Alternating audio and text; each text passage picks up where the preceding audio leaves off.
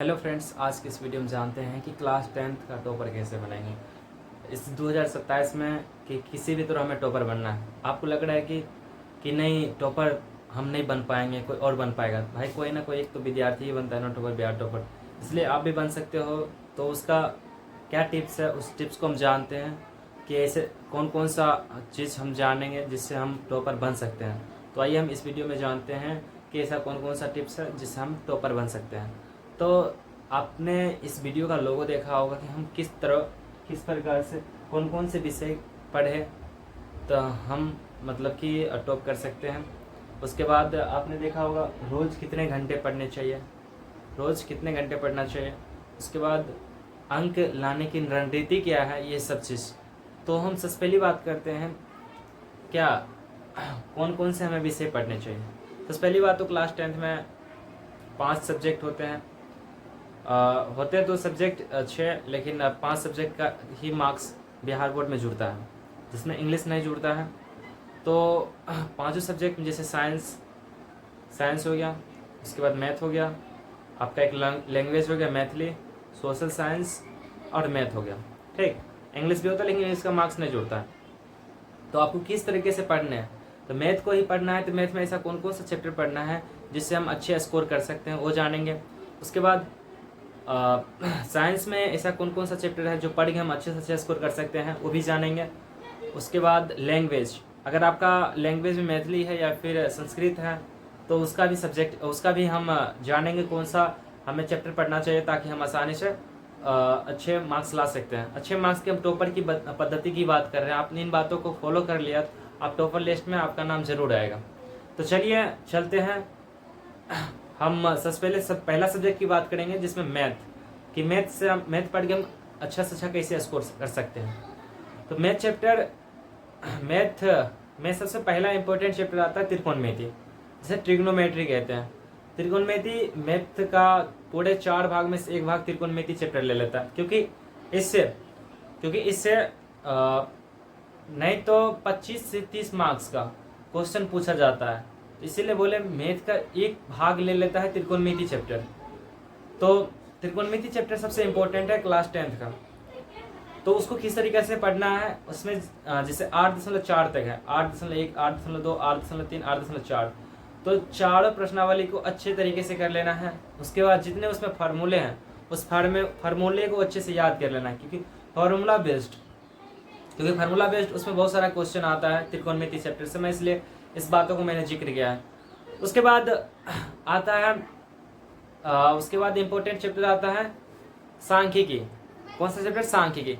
सांख्यिकी में भी जैसे माध्य निकालना, बहुलक निकालना, उसके बाद माध्यिका निकालना, इससे भी 5 नंबर का क्वेश्चन आता है। यह भी बहुत ही इंपॉर्टेंट चैप्टर है और इससे भी ऑब्जेक्टिव अप्रोक्स में 8 से 9 नंबर का आता है। तो टोटल कहे तो 10 से 12 नंबर का इससे भी क्वेश्चन पूछा जाता है। उसके बाद बात करें तो उसके बाद ये त्रिकोणमिति का अनुप्रयोग, ये त्रिकोणमिति में आता है। तो हम मान लेते हैं कि त्रिकोणमिति का अनुप्रयोग और त्रिकोणमिति टोटल 30 नंबर का। ठीक, तो इधर सांख्यिकी से 10 नंबर मिल गए, 30 10 40 नंबर। उसके बाद सबसे आसान चैप्टर की बात करें, वास्तविक संख्या और बहुपद, दोनों मिला के अप्रोक्स में 15 नंबर का क्वेश्चन पूछा जाता है। तो 40 15 हो गया 55 नंबर का मैथ में। उसके बाद बात करें तो सबसे आसान चैप्टर, चलिए फिर अगला चैप्टर प्रायिकता।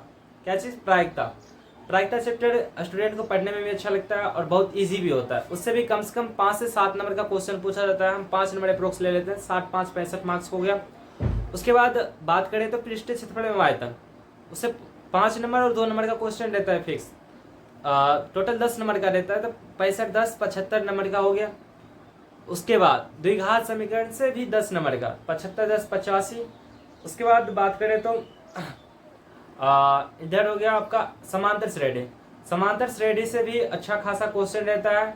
अप्रोक्स में मुझे 100 आ जाता है इतना ही चैप्टर पढ़ने के बाद, क्योंकि और भी चैप्टर है कि ना, इतना चैप्टर आप अच्छे से पढ़ लेते तो आप 100 ला सकते हैं मैथ में। अब चलिए बात करते हैं साइंस में, कि साइंस में ऐसा कौन कौन सा चैप्टर पढ़ना है जो हम 100 ला सकते हैं बिहार बोर्ड क्लास 10 में। तो सबसे इम्पोर्टेंट चैप्टर है प्रकाश का परावर्तन तथा अपवर्तन, फिजिक्स में। उसके बाद मानव ने तथा रंगा बिरंगा संसार, यानी कि हर एक जैसे फिजिक्स में ही कोई भी चैप्टर अच्छे से कर लेना, जैसे प्रकाश का अपवर्तन था परावर्तन, उससे 5 नंबर का एक फिक्स रहता, आएगा ही आएगा। तो आपको एक ही क्वेश्चन बनाना है ना फिजिक्स में, तो 5 नंबर का वहां से कर ले और 4 क्वेश्चन बनाना है। अगर 3 चैप्टर आप अच्छे से कंप्लीट कर लेते हैं तो भाई आपका एकदम फिजिक्स में हो जाएगा। प्रकाश का परावर्तन तथा अपवर्तन, मानव नेत्र तथा रंगा बिरंगा संसार, और भी चैप्टर है लेकिन आप 3 ही चैप्टर कर लीजिए, आपको अच्छे से हो जाएगा, फिजिक्स में हो जाएगा। उसके बाद बात करते हैं केमिस्ट्री में। केमिस्ट्री में धातु चैप्टर कर लीजिएगा, धातु एवं अधातु। फर्स्ट चैप्टर रासायनिक समीकरण और कार्बन एवं यौगिक, ये चैप्टर से भी क्वेश्चन अच्छा खासा आता है, तो ये भी चैप्टर स्कोरेबल होता है।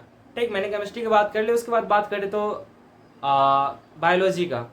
बायोलॉजी में तो पहला चैप्टर ही जैव परिक्रम है। जैव परिक्रम से भाई उसमें तो 5 नंबर का एक फिक्स है, आएगा ही आएगा, और उससे हम कहते हैं पूरा बन जाएगा। 4 को हो सकता है पूछ दे उसी से भी, लेकिन उसके बावजूद आप पढ़ लीजिएगा।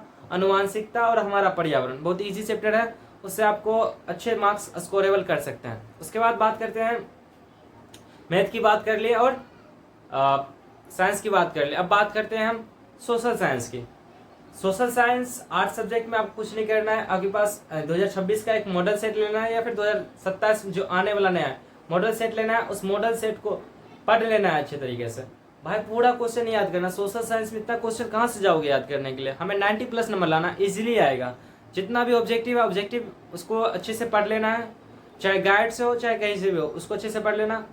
और जितना भी सब्जेक्टिव प्रश्न है मॉडल पेपर से याद कर लेना। कहाँ से? Model papers. उसके बाद बात करें लैंग्वेज यानी मैथिली की। मैथिली में भी आप 100/100 आसानी से ला सकते हो।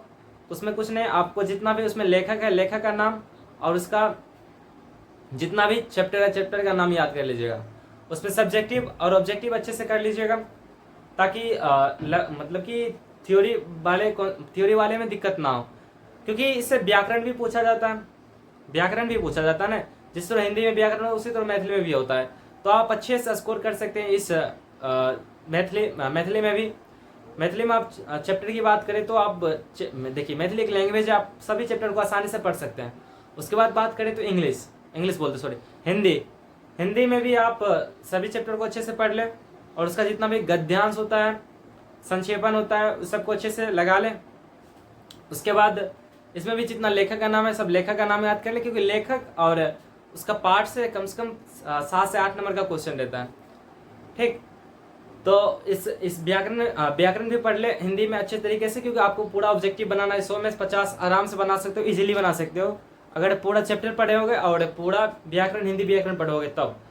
तो व्याकरण हिंदी व्याकरण में इंपॉर्टेंट है समास, संदेह, उसके बाद संज्ञा सर्वनाम। ठीक, ये सब इंपॉर्टेंट है, तो आप अच्छे स्कोरेबल कर सकते हो। हिंदी में मैंने बता दिया, मैथिली बता दिया, साइंस बता दिया, मैथ बता दिया, और उसके बाद सोशल साइंस भी बता दिया। तो आप इन टिप्सों को अपनाकर आप बिहार बोर्ड टॉप कर सकते हैं। तो धन्यवाद। अगर आपको वीडियो अच्छी लगी हो तो आप सब्सक्राइब जरूर कीजिएगा।